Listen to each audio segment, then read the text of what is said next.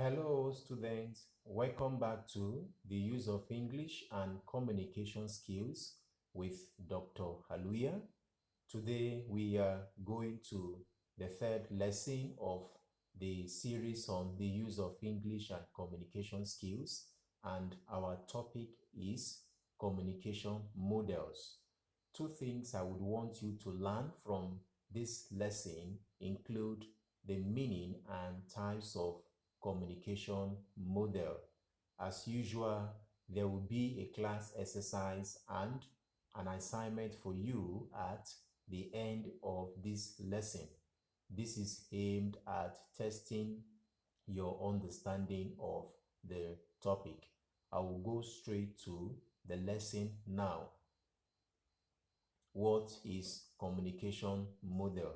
Communication model is a theoretical approach that explains how communication works. It describes the interrelationship between the elements of the communication process. You will recall that in our previous lessons, it was mentioned that the elements of the communication process include the sender, message, channel, receiver, and feedback.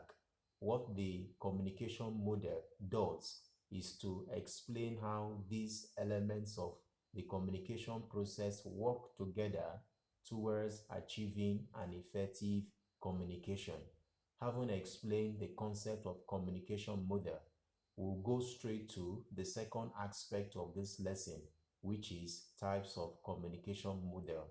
The types of communication model include the linear model, the interactive model, and the transactional model.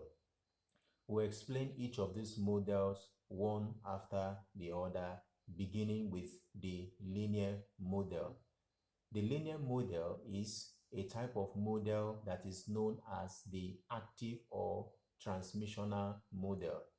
It is a model that emphasizes the unidirectional nature of communication.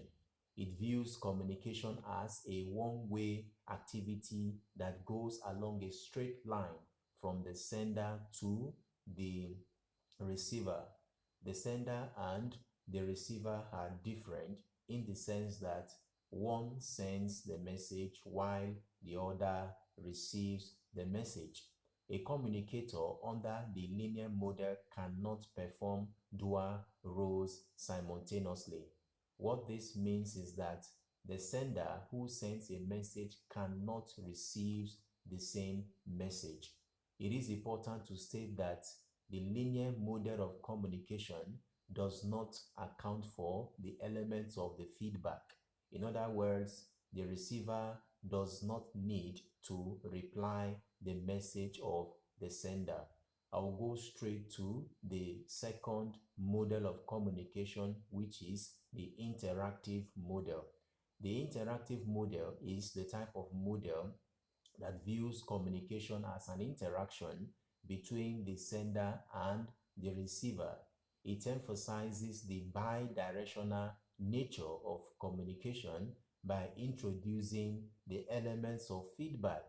It empowers the receiver by calling attention to his or her feedback as an important element of communication.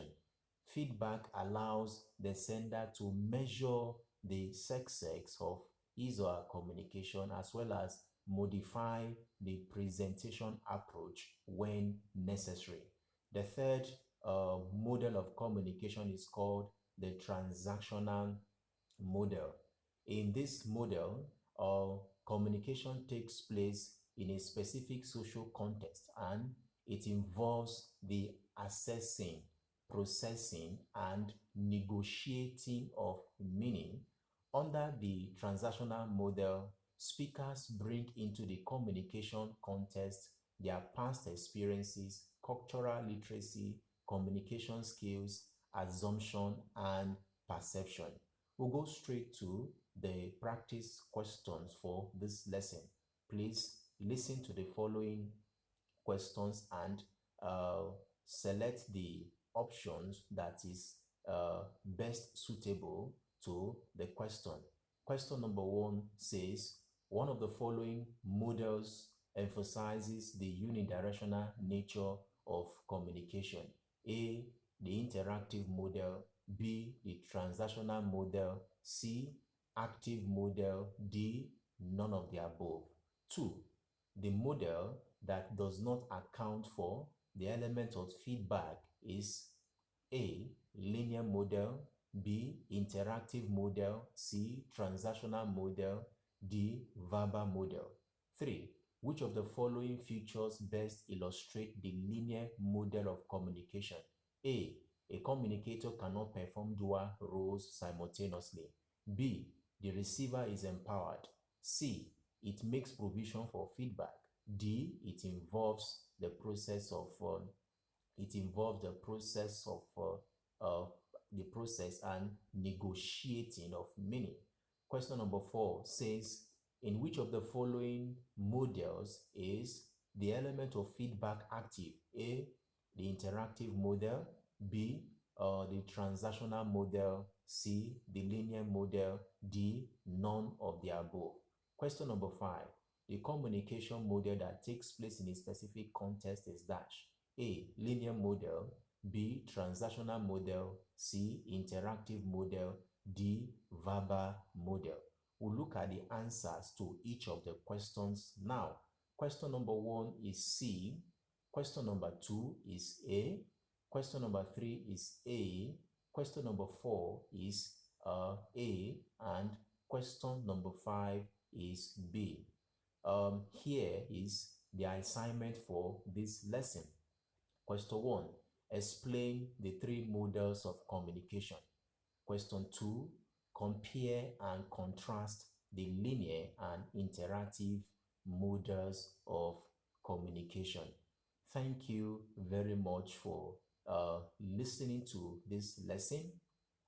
And if you have not yet subscribed to this channel, please do. I look forward to having you in the next lesson. Thank you.